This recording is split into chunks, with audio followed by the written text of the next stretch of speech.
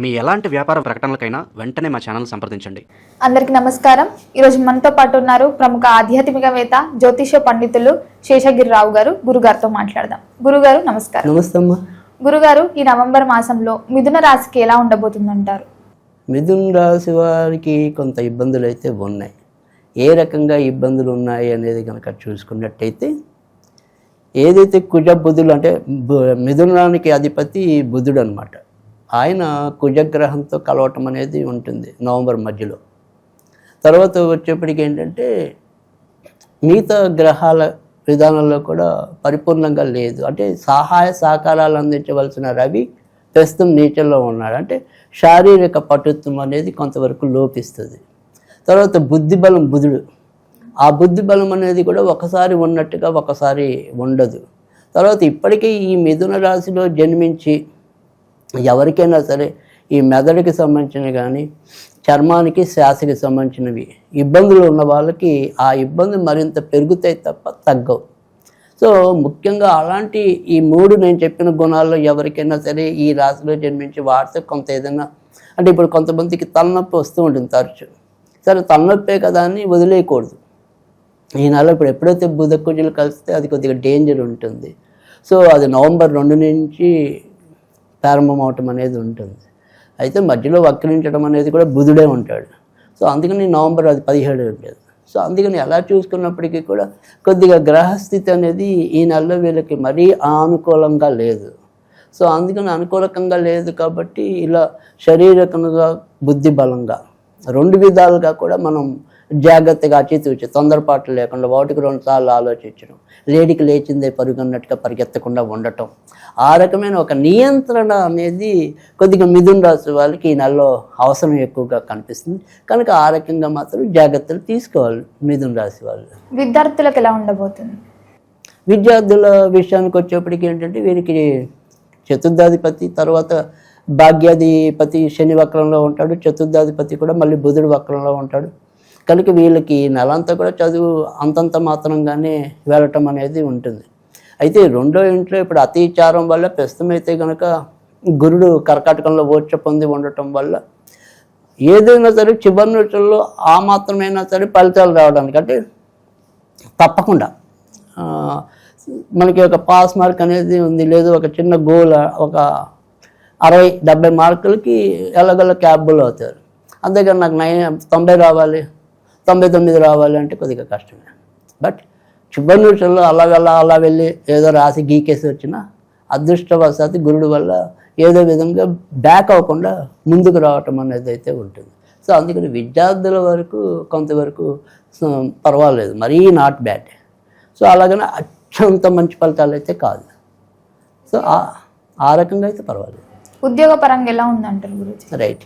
So ఉద్యోగ పరంగా చూసుకున్నప్పుడు కూడా మనకి ఏంటంటే గురుడు వక్రంలోకి ఇదే నెల మధ్య భాగం నుంచి మారటం అనేది ఉంటుంది. కనుక ఏదైనప్పటికీ కూడా ఉద్యోగ ప్రయత్నాలు ఏవైతే ఉంటాయో వాటి ప్రయత్నాలు గట్టిగా మొదటి 2 వారాల్లోనే ఎక్కువగా పూనుకోవటం అనేది మంచిది. తర్వాత మనకి బుధుడు వక్రిస్తాడు, గురుడు వక్రిస్తాడు, ఆల్రెడీ శని వక్రించే ఉన్నాడు. సో అందుకని కొంతవరకు జాగ్రత్త తీసుకోవాలి. కాదు ఉద్యోగం మనకి లభించాలనుకున్నప్పుడు మటుకు మొదటి 15 రోజుల్లో కొద్దిగా ఎక్కువ బలం ఉంటుంది నైతికంగా. సో అందుకని మరి ఆ పీరియడ్లో ప్రయత్నించినట్టయితే కనుక ఖచ్చితంగా సక్సెస్ అవ్వటం అనేది ఉంటుంది. తర్వాత రెండోది ఏంటంటే మనకి ఏదైతే ఈ నవంబర్ 2వ వారం తర్వాత నుంచి ఆల్రెడీ ఇప్పటికే ఉద్యోగం చేస్తున్న వాళ్ళకి కూడా కొద్దిగా ఒత్తిళ్ళు పెరుగుతాయి. సో ప్రతిరోజు కూడా దినగంటం 100 ఏళ్ళ ఆయుష్ అన్నట్టు ఏ రోజు ఎప్పుడు మనని బెంచ్ మీద పెడతారో, ఎప్పుడు ఊస్టాప్ చెప్తారో ఇవన్నీ కొద్దిగా ఇబ్బంది ఉంటుంది. సో అందుకని నవంబర్ 15 దాటిన తర్వాత నుంచి మాత్రం చేస్తున్న ఉద్యోగస్తులు కూడా వారి యొక్క ప్రయత్నాల్లో క్రియాలోపం అంటే వాళ్ళ యొక్క కర్తవ్యం రోజు ఏదైతే ఉంటుందో, వారి యొక్క ఉద్యోగ నిరతి ఏదైతే ఉంటుందో దాంట్లో ఎప్పుడు కూడా ఎలర్ట్గా ఉండటం. అంటే ఏదైనా ఒక చిన్న పొరపాటు జరిగినా కూడా ఈ గ్రహస్థితి వీళ్ళకి చెవింపజేయదు. ఏదో రకంగా నువ్వు ఇక్కడ తప్పు చేస్తే వెళ్ళిపో అన్నట్టే ఉంటుంది అవతల వాళ్ళ మెంటాలిటీ. అంతే తప్ప అన్నేళ్ళు బట్టి చేస్తున్నాడు కదా అనేది ఉండదు. అందుకని ఇక్కడ ఈ 15 రోజులు అనేది వీళ్ళకి కీలకం. సో చివరి 15 రోజులు. సో అందుకని అక్కడ మనం కొద్దిగా ఈ ఉద్యోగస్తులు అలర్ట్గా ఉండాల్సిన అవసరం అయితే ఉంటుంది. కుటుంబ పరంగా ఎలా ఉంటుంది? కుటుంబ పరంగా చూస్తే మరీ అంత చెప్పుకోదగిన చెడైతే వీళ్ళకి కూడా ఏమీ కనపట్టలేదు. ఎందుకంటే ఏదైతే ఇటు ఉద్యోగకారకుడు తర్వాత మళ్ళీ ఈ యొక్క వివాహకారకుడు కూడా వీళ్ళకి గురుడే. ఆ గురుడు మనకి నవంబర్ తర్వాత 2వ వారం నుంచి మనం వక్రం అని చెప్పాం. ప్రస్తుతం అయితే ఓర్చలోనే ఉన్నాడు.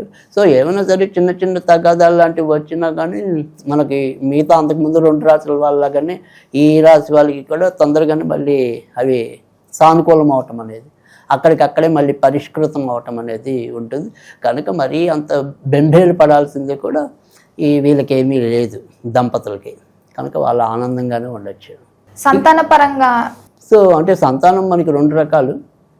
ఒకటి ఏంటంటే సంతానం కావాలని కోరుకోవటం అనేది, అంటే ఇప్పటికే పాపం పిల్లలు పుట్టిన వాళ్ళు ఉంటారు, సరే పుట్టిన పిల్లలు ఉన్నారు, అంటే ఏదైనా మనకి సంతానం. సరే 2 మాట్లాడుకుందాం. అంటే కొత్తగా ఎవరైతే పెళ్ళైన దంపతులు ఉండి వాళ్ళు సంతానం కోరుకుంటున్నారు అనుకుందాం. అలా అనుకున్నప్పుడు ఏంటంటే ప్రస్తుతం మనకి ఖచ్చితంగా శుక్రుడు పంచమంలోకి సక్షేత్రంలోకి చేరుకోవటం అనేది ఉంటుంది. అది నవంబరు 2వ వారంలో ఉంటుంది. సో అందుకని ఖచ్చితంగా వాళ్ళకి సంతానం కలుగుతుంది, సంతాన భాగ్యం అనేది అయితే ఉంది.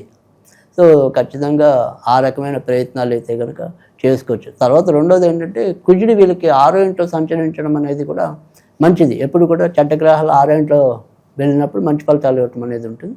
కనుక ఆ రకంగా కూడా సంతాన పరంగా ఖచ్చితంగా మంచి ఫలితాలు రావటం అనేది ఉంటుంది. కొత్తగా సంతానం కావాలి, లేదు మనకి ఒక మెడికల్ అసిస్టెన్స్ అనేది ఉంది మనసులో, అంటే ఏదైనా సరే వైద్యుల దగ్గరికి వెళ్తే తప్ప మనకి ఈ గర్భం వచ్చే అవకాశాలు తక్కువ ఉన్నాయని భార్యాభర్తలు ఒక ఫిక్స్ అయిపోయారు అనుకోండి.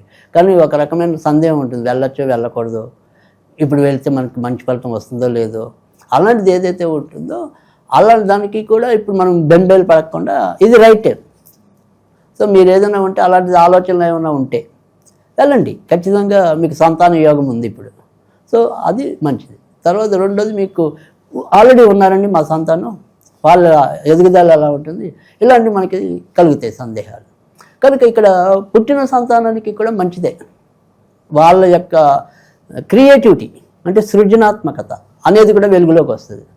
సో ఏదో ఒక రంగంలో పిల్లలు ఖచ్చితంగా అవార్డులు పొందడం కానీ ప్రశంసలు పొందడం కానీ జరుగుతుంది.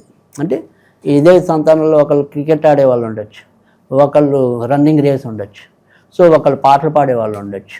సో ఇలా మల్టిపుల్ టాలెంట్. సో ఆ బహుముఖ ప్రజ్ఞ అనేది ఏదైతే ఉంటుందో అది వెలుగులోకి వచ్చే అవకాశాలు కూడా ఎక్కువ కనిపిస్తుంది. కనుక సంతాన విషయంలో ఇబ్బంది అయితే లేదు. కానీ 6వ ఇంట్లో కుజుడు వల్ల అప్పుడప్పుడు వీళ్ళు కూడా చిన్న చిన్న దెబ్బలు తగిలించుకోవటం కానీ లేదా ఫీవర్ అంటే ఉష్ణ సంబంధించిన వ్యాధులు అప్పుడప్పుడు ఏమైనా సరే చిన్న చిన్నవి రావడానికి ఉంటుంది తప్ప మరీ భయపడే అంశాలు అయితే కనుక మిథున రాశికి కనపట్టలేదు. విదేశీ యోగం ఉందంటారా గురూజీ? విదేశీ యోగం అనేది కొద్దిగా బాగా బలంగా ఉంటే తప్ప వెళ్ళే పరిస్థితి కనపట్టలేదు. అంటే ఏదైతే మన ప్రయత్నాలు అంటే ఇప్పుడు మనకి వీసా రావటం అనేది ఇంపార్టెంట్, పాస్పోర్ట్ ఉన్నప్పటికీ కూడా వీసా రావటం అనేది అది. సో ఆ వీసా అనేది చివరి నిమిషంలో ఒక్కోసారి వీళ్ళకి రాలేకపోవచ్చు. సో అందుకని కొద్దిగా నిరాశ అనేది ఎదురవుతుంది. కానీ 1-2 ప్రయత్నాలు చేయాలి. సరే ఈ ట్రిప్లో మనకి స్లాట్లో మనకి రాకపోయినా కానీ మరొక స్లాట్ బుక్ చేసుకోవటం వెళ్ళటం అంటే కొద్దిగా ఖర్చు పెరుగుతుంది. అంటే మనం ప్రతిసారి ఒక అటెంప్ట్ చేసినప్పుడల్లా కొన్ని వేలు పోవటం అనేది అయితే గ్యారంటీ. సో అలా వెంటనే నెగ్గేస్తారు అనేది అయితే కనపట్టలేదు.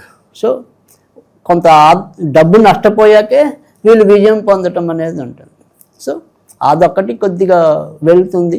సరే ఒకవేళ ఇన్ కేసు అలాంటి ప్రయత్నాల్లో మనం కొంతవరకు సక్సెస్ కాబట్టి మనం ఓవరాల్గా ఏ రెమెడీ చేసుకోవాలనేది ఎలాగో చివరిలో చెప్తూ ఉంటాం అనేది మనకు పరిపాటి.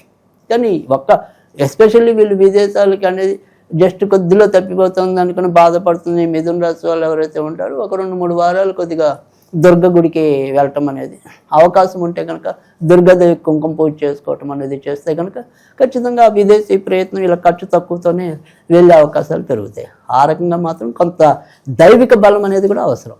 ఓకే, ఇప్పుడు న్యూ బిజినెస్ స్టార్ట్ చేయాలనుకుంటారు కదా గురూజీ, వాళ్ళకి ఏమైనా అనుకూలంగా ఉంటుంది అంటారా ఈ మాసం అంతా? తప్పకుండా.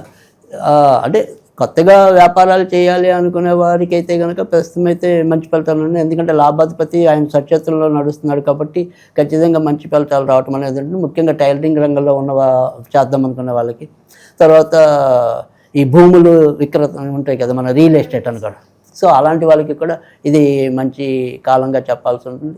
తర్వాత మరి క్యాటరింగ్, సో అలాంటి క్యాటరింగ్ దాంట్లో ఉన్న వాళ్ళకి కూడా మంచి ఫలితాలు ఉంటాయి. సరే, ఓవరాల్గా అయితే కనుక ఈ రకంగా ప్రస్తుతం ఉన్న ఇదిలో అయితే ఉంటుంది. ఏ దైవారాధన ఇంకా అనుకూలంగా ఉంటుందంట? తప్పకుండా, ఎందుకంటే ఈ నెలంతా కూడా వీళ్ళకి ఏదైనా సరే కొంత ఇబ్బంది పెట్టి దగ్గర తీసుకెళ్ళి కానీ ఉంది ఏదైనా ఉంటే కనుక అది రాహు వల్లే ఎక్కువగా ఉంటుంది. కాబట్టి మనం వీళ్ళంతా కూడా ఈ నెలలో ఎక్కువగా దుర్గాదేవికి సంబంధించిన పూజలు చేసుకోవటం లేదా అమ్మవారికి సంబంధించిన పూజలు చేసుకోవటం అనేది అవసరం. తర్వాత ఏదైనా సరే చదువుకోగలము అనుకుంటే కనుక దుర్గా సప్తశ్లోకి అని చెప్పి 7 శ్లోకాలు ఉంటాయి. ఓం జ్ఞాననామతి చేతాంసి అని చెప్పి 7 శ్లోకాలు ఉంటాయి. అలా ఆ 7 శ్లోకాలు పఠించడం అనేది ఒక పద్ధతి. అలా ఏం చదువుకోలేము అనుకుంటే కనుక ఓం దుమ్ దుర్గాయ నమః, ఓం దుమ్ దుర్గాయ నమః అనేది చదువుకోవడం అనేది రెండో పద్ధతి. ఇక ఈ నెలలో వీళ్ళకి వచ్చేప్పటికి ఏంటంటే ఎక్కువగా ఆదివారం ఉపయోగంగా ఉంటుంది, సోమవారం ఎక్కువగా ఉపయోగం ఉంటుంది, బుధవారం అనేది ఎక్కువగా ఉంటుంది. తర్వాత ఈ నెలలో వీళ్ళు బాగా దూరంగా ఉండవలసిన రంగు ఏంటంటే కనుక బ్రౌన్ కలర్ లేదా తేనె రంగుకి కొద్దిగా దూరంగా ఉంటే కనుక ఖచ్చితంగా ఉన్నంతలో మంచి ఫలితాలు కలగడానికి ఉంటాయి. ఓకే గురుగారు, మొత్తం మీద ఈ మాసం అంతా మిథున రాశి వారికి ఎలా ఉంటుందని చెప్పినందుకు ధన్యవాదాలు గురించి.